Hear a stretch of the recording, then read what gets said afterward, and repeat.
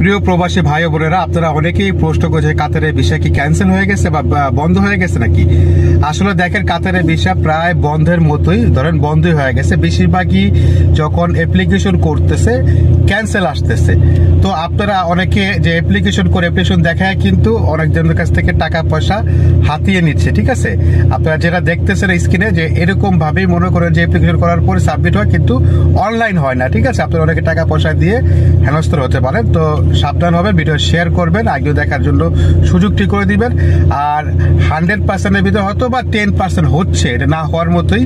আর এটা দেশের একটা থাকে, একটা কোটা থাকে, ঠিক আছে। সেই কোটা হয়তো বা আমাদের বাংলাদেশের অনেক পর্যাপ্ত পরিমাণ যারা বাংলাদেশে লোকেরা বিশাল ব্যবসা করে, যে লোকজন আইনা প্রতারিত করতেছে। তো আসলে এটা ঠিক না, এই কারণে এটা মনে করেন যত তাদের নজরে আসছে এরকম কিছু।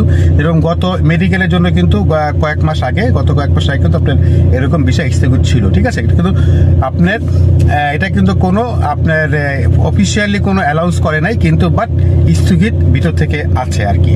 ভিডিওটা ভালো করে শেয়ার করবেন, আর নতুন হয়ে থাকে সাবস্ক্রাইব বা ফলো করে পাশে থাকবেন। আল্লাহ হাফেজ।